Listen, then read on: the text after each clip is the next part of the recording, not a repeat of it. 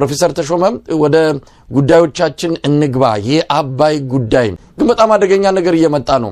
ፕሬዝዳንት ትራምፕ በተከታታይ 3 ነገሮችን ላንሳ። በቅድሚያ ደብዳቤ ነው የጻፉት። ደብዳቤው በቀጥታ ለግብፁ መሪ ፕሬዝዳንት አልሲሲ ነው። ለኢትዮጵያ ፕሬዝዳንት በግልባጭ እንዲያውቁት በሚል ነው የተላከላቸው።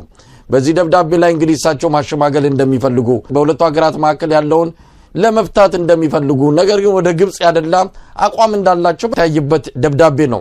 በቀጥታም ለአንድ ሁለት ሀገራት ተፋጠዋል ይያሉ ለአንዱ መሪ ብቻ መላካቸውና ኢትዮጵያን በግልባጭ እንድታውቅ የሚል ማድረጋቸው በራሱ ምን ያህል ኢትዮጵያ ከነገሮች እየተገፋች እንዳለ የሚያሳይ ነው። ሌላው በዚህ በዋሽንግተን በዋይት ሃውስ በሰጡት መግለጫ ላይ እንደዚሁ በግልጽ የተናገሩት ነገር አለ። አባይ ምን ያህል ለግብጽ ትልቅ ሀብት እንደሆነ ያንን የሚያጎድል ግድብ እየተሰራ እንደሆነ እኛ ፋይናንስ ያደረግነው ነው ብለው በቁጭትም ጭምር የሚናገሩበት ነው። በአጠቃላይ ለግብጽ ያደላ አቋም እንዳላቸው ነው በንግግራቸውም የተረዳ ነው። በዳቮስ ስዊዘርላንድ እየተካሄደ ባለው የኢኮኖሚ ፎረም ላይ የግብጹን ፕሬዝዳንት አልሲሲን አነጋግረዋቸዋል ፕሬዝዳንት ትራምፕ። ይሄው ጉዳይ ተነስተዋል። እነዚህ 3 ክስተቶች የሚነግሩን ኢትዮጵያ ምን ውስጥም የለችም። እንግዲህ በዚህ በዳቮሱ የኢኮኖሚ ፎረም ላይ ብዙ ጊዜ የኢትዮጵያ መሪ ይጋበዛል።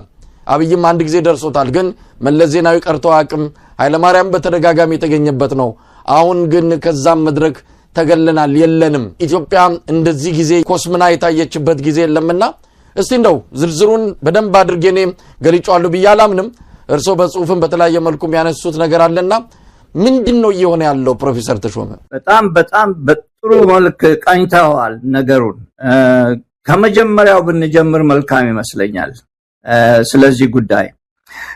ምክንያቱም ማንኛውንም የምናስቀምጠውን ማስረጃ ገላጭና ደጋፊ ስለሚሆን በመጀመሪያ ነገር እኔ ለማለት የምፈልገው ለኢትዮጵያ ሕዝብ ማለት የምፈልገው ከእንግዲህ ወዲያ የምንደራደርበት ነገር የለም።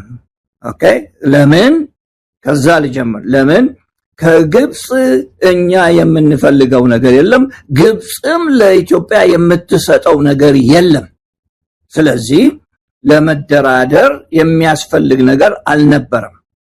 ይሄም ድርድር ምንድነው ታዲያ አሁን ያመጣው? የድርድሩን ጉዳይ ምንድነው ያመጣው? በመጀመሪያ ነገር የጠቀስከው የአሜሪካ መሪ ሁሉን ነገር በጥብጠው ለራሳቸው ጥቅም ነው የሚያደርጉት እና ይሄ የኖቤል ሽልማት ጉዳይ አለ። ኢትዮጵያና ግብጽ ጥል ውስጥ ገብተው ጦርነት ላይ ሊገቡ ነበር፣ እኔ ነኝ ያቆምኩት። ታዲያ ለምን ይሄ ተባለ?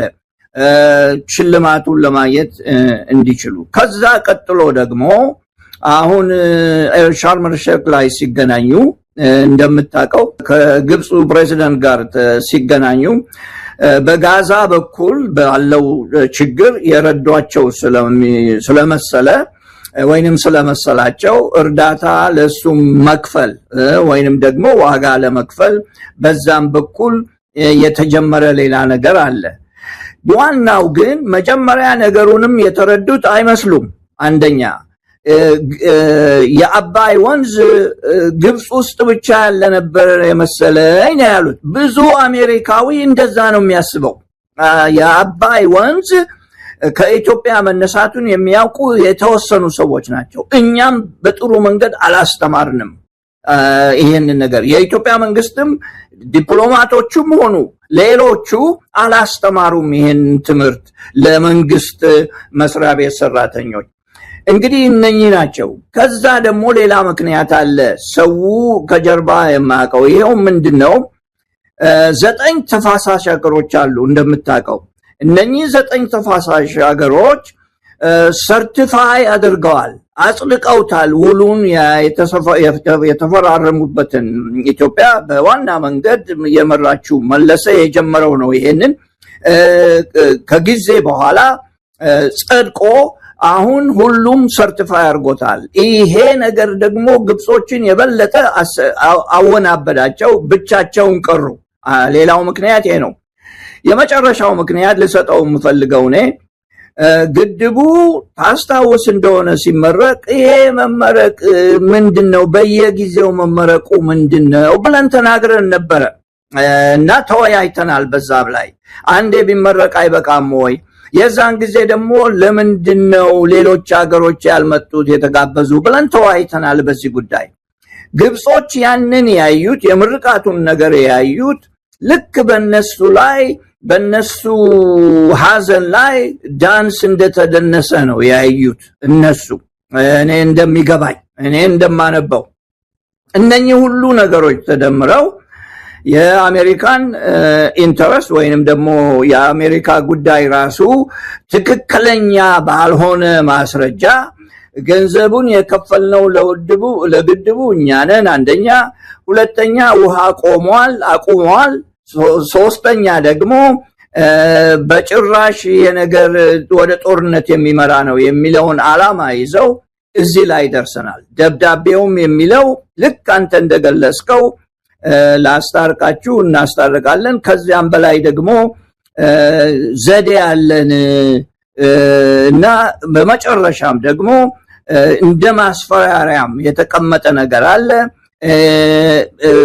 ይሄ ነገር ወደ ጦርነት እንዳያመራ እፈራለሁ የሚል አስቀምጠዋል ጦርነትን ምን እንዳመጣው አይገባኝም እንግዲህ በኔ አስተሳሰብ መሳይ ሶስት ትልቅ አደጋዎች አሉ ትልቅ አደጋዎች ሌሎች የሉም ማለት አይደለም ትልቅ አደጋዎች እና ሁላችንም አይናችንን ልቦናችንን ማተኮር ያለብን አንዱ የግዳጅ ውል ውስጥ መግባት ነው ኢትዮጵያ አስገዳጅ ውል ውስጥ እንድትገባ ይፈልጋሉ ይሄ አስገዳጅ ውል ማለት ምንድነው አስገዳጅ ውል ማለት ኃይለ ሥላሴ ያልፈረሙት ምኒልክ ያልፈረሙት ሌሎች የኢትዮጵያ ነገስታት ወይ መሪዎች ያልፈረሙት አይነት ውል ለዘላለም የሚቀመጥ ውል በአስገዳጅነት እንዲፈረም ይፈልጋሉ ግብጾች ለምንድነው ይሄን የሚፈልጉት ግብጾች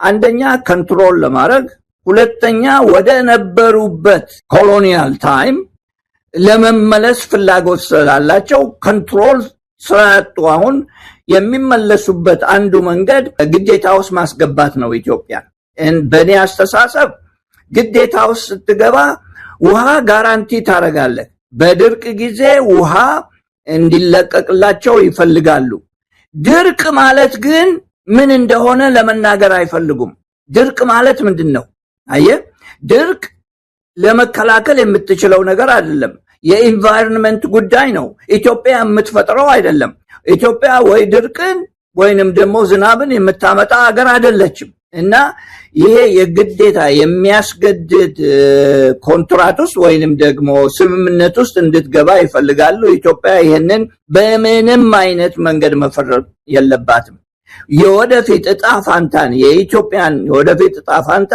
እስር አድርጎ የሚጨብጥና የሚያስቀምጥ ስለሆነ በዛ ውስጥ መግባት የለብንም ከዛም የበለጠ እኛ ኮንትሮል የምናረጋው ነገር ስለሌለ በኢንቫይሮንመንት በኩል በተለይ ኮንትሮል ለማድረግ የምንችለው ነገር ስለሌለ እኛ አምላክ አይደለን እግዚአብሔር አይደለንም ኢትዮጵያ በዛ አይነት ኮንትራክት ውስጥ መግባት የለባትም ፕሬዚደንቱም የሚፈልጉት አንዱ ይሄ ነገር ነው እያስፈራሩ ያሉበትም አንዱ ይሄ ነው ሁለተኛ ምክንያት አለ ሁለተኛው ምክንያት ደግሞ ኢትዮጵያ በምንም አይነት መንገድ ይህንን መፍቀድ የሌለባት አብረን እናስተዳድር የሚል ጉዳይ አለ አብረን እናስተዳድር ወይንም ደግሞ የኢንተርናሽናል ኤክስፐርቶች ያስተዳድሩ ኢትዮጵያ ብቻ እንዳትቆጣጠረው ይህንን ግድብ የግድቡንም ፋሲሊቲ እንዳትቆጣጠር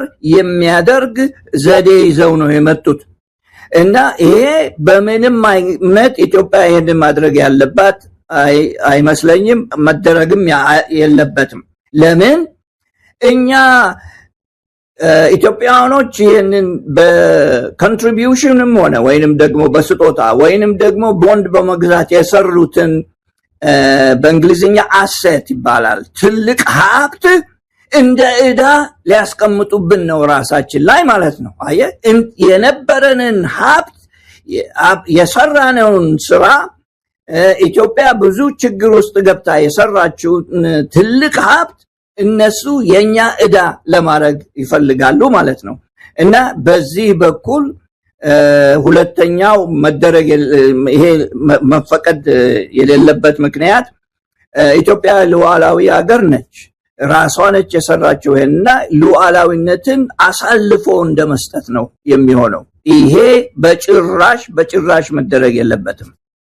ሶስተኛው ትልቅ አደጋና ትልቁ ችግር ፕሬዚደንት ትራምፕ ትዕግስት ያለው ሰው አይደለም። ሁሉንም ነገር በችኮላ ለመጨረስ የሚፈልግና ጊዜው ከማለቁ በፊት ቶሎ ለመስራት የሚፈልግ ሰው ነው። ይሄንንም ደግሞ ሲያደርግ የራሱን ጥቅም ያያል እና ሌሎችን አገሮች ለመጨመር አይፈልግም። ስምምነቱ ደብዳቤውን አንተ እንደገለጽከው በሁለቱ ሀገሮች መካከል ብቻ እንዲሆን ነው የሚፈልገው። በግብጽና በኢትዮጵያ መካከል ብቻ እንዲሆን ነው የሚፈልገው። ነገር ግን ኮፒ ለዩኤኢ ልኳል፣ ለሳውዲ አረቢያ ልኳል፣ ለሱዳን ልኳል። ሱዳን ፓርት እንትን ስለሆነች ስለሚያገባት ጉዳዩ እነኛ ሁለቱ ኮፒ የተደረጉበት ምክንያት ኢንፍሉዌንስ አላቸው ወይንም ደግሞ ሊያሽከርክሩት የሚችል ነገር አለ በሚል ስሜት ነውና በሁለቱ ሀገሮች መካከል ብቻ ይሁን የሚል ዓላማ አለው ሰውየው። ይሄ መደረግ የለበትም። ለምንድነው መደረግ የሌለበት? ኢትዮጵያ ለብዙ ጊዜ ስትለፋ የከረመው በዘጠኙም ሀገሮች ስምምነት እንዲኖርና ዘጠኙም ሀገሮች ተፋሳሽ ሀገሮች ተቆጣጥረው ከኢትዮጵያ ጋር ድጋፍ እርስ በርስ ድጋፍ እየተሰጣጡ ከግብጽና ከሱዳን እኩል ድርሻቸውን እንዲካፈሉ ሰርታለች። ኢትዮጵያ በብዙ መንገድ ሰርታለች። ኃይለ ማርያምም ሰርቷል። መለሰ የጀመረው ነገር ነው፣ እሱም ሰርቷልና ይሄ አንድ በሁለቱ በኢትዮጵያና በሱዳን ባህል ብቻ ይሁን የሚለው ያንን ያፈርሳል። የአፍሪካን ህብረትን አንድነት የሚነካ ነገር ነው። እነሱ ለያይተው ኢትዮጵያን ከነኛ ሀገሮች ለይተው ለመቅጣት ፍላጎት ስላላቸው ነው የሚያደርጉትና እነኚህ ሶስቱ ነገሮች መደረግ የለባቸው። ሌሎች የሚደረጉ ነገሮች አሉ፣ ሊኖሩ ይችላሉ። እኔ በሙያዬ ስላልሆነ የድርቅን ጉዳይ፣ የመሬት መፈንዳትን ጉዳይ፣ የግድቡ መሰበርን ጉዳይ ብዙ ልዩ ነገሮችን ሊያነሱ ይችላሉ። እሱ የኔ ሙያ አይደለም፣ በዛ ውስጥ አልገባም። ብዙ የጻፉ ሰዎች አሉ በዛ ጉዳይ ላይ እና እሱን እኛን የሚመለከት አይደለም። ኢትዮጵያን አሁን የሚመለከት አይደለም። ግድቡ ተሰርቷል። ኢትዮጵያ ለዓለም ህዝብ ያበረከተችው ትልቅ አስተዋጽኦ ነው። በኢትዮጵያውያኖች እጅ የተሰራ 5 ሳንቲም የአሜሪካ መንግስት የሰጠው ገንዘብ የለም። ፕሬዚደንቱ እኛንን የሰራ ነው ቢሉም ለደጋፊዎቻቸው የሚመች አነጋገር እየተናገሩ ነው ያሉት። ያንን አሳልፈን የምንሰጥበት ምክንያት በምንም አይነት መንገድ ሊኖር አይችልም ባይ ነኝ። ሌላ የሚመጣ ነገር ሊኖር ይችላል። ቅድም እንዳልኩት በመግቢያው ላይ ኢጅፕት ለኢትዮጵያ ልትሰጠው የምትችለው ነገር የላትም። ምንም አይነት ነገር የላትም። አሁን እያነሳች ያለችው ለፖለቲካ እንዲመቻት ነው። ኢትዮጵያ ካሳ ትክፈል የሚል ነገር እያነሱ ነው። ይሄ ማወናበጃ ይመስለኛል እንጂ መሳቂያ ነገሩ የሚያስቅ ነው። ነገር ግን ለነሱ ለፖለቲካው ይጠቅማቸዋል። ኢትዮጵያም ሌላ ነገር ማንሳት የምትችልበት ነገር ሊኖር ይችላል። ነገር ግን ይሄንን የግድቡን ጉዳይ በእነኚህ ሶስቱ በጠቀስኳቸው፣ አንደኛ የግዴታ ስምምነት፣ ሁለተኛ ከሌሎች ጋር አብሮ ማስተዳደር፣ ሶስተኛ ከተፋሳሽ ሀገሮች ነጥሎ ከኢትዮጵያ ብቻ ስምምነት ማድረጉ ከባድ ስህተትና የወደፊት የኢትዮጵያ ዕጣ ፈንታ የሚወስን በመሆኑ በእነኚህ ነገሮች ላይ መደራደር የለብንም የሚል ሐሳብ ነው ያለኝ። በዛ መልክ ነው ያቀረብኩት። እና አንድ ነገር ልጨምር መሳይ፣ ይሄ መጨረሻ የጻፍኩትን አሁን በቅርቡ የጻፍኩትን ጃንዋሪ 9 ላይ የጻፍኩትን በአባይ ጉዳይ ላይ ሰውየውን አመስግኘዋለሁ። የአሜሪካኑን ፕሬዝዳንት ያመሰገንኩበት ምክንያት ሰውየው የሚመሰገን ሆነው አይደለም። ሰውየው መልካም ሰብአዊ አስተሳሰብ አለው ብዬ አይደለም። ነገር ግን አንዳንድ የሚሰራቸው ነገሮች አሉ። እዚህ እኔ የምሰራቸውን ስራዎች በስሜ ሌሎችን እንዳይጎዳ በማለት ለምሳሌ የምንሰራው በዚህ በዳያስፖራው ነገር የምንሰራውን ጉዳዮች በሌላ በኩል መጥተው ሌላ ነገር እንዳያደርጉ አንደኛ፣ ሁለተኛ ደግሞ ሰውየውን ልብ ውስጥ ለመግባት እነኚህ ሶስቱ ነገሮች በጣም ለኢትዮጵያ አስፈላጊና አደገኛ ነገሮች መሆናቸውን ለመግለጽ ሰውየው ያንን እንዲያነብና ወይንም የሱ ቡድኖች ያንን እንዲያነቡ ፈልጌ ነው እንጂ ሰውየው ትልቅ ሰው መሆናቸውን ለመግለጽ አይደለም። አሜሪካ ግን ትልቅ ሀገር ነው። ካሁን በፊትም ሌሎችን አስታርቋል። አሜሪካ የምትለው ነገር ነው ወልጊዜም የሚጸድቀው በዓለም ላይ። አሜሪካ በጣም ኃይለኛ ሀገር ነችና ያንን ግን ማድነቅና ያንን ደግሞ ማስተዋል አስፈላጊ ነው። ያቀረቧቸውን ግዴታዎች ቢመጡ እንደው ዞር በሉ ለማለት የሚያስችል ለመደራደር የሚያስችል አቅም አለው ወይ? አብይ አህመድ ምንም አቅም የለውም። እምቢ ለማለትም አይችልም። ነገር ግን እንደኔና እንዳንተ ያለው ይሄንን መናገር አለበት፣ ይሄንን ማስቀመጥ አለበት። በእነኚህ ነገሮች ላይ ሄዶ ከተተዳደረ ኢትዮጵያን በግልጽ ሸጠ ማለት ነው። ኢትዮጵያን በግልጽ አስቀምጦ ለሌላ አሳልፎ ሰጣት ማለት ነው። እና በዚህ የተነሳ ነው እኛ መናገር ያለብን፣ አስቀድመን መናገር አለብን።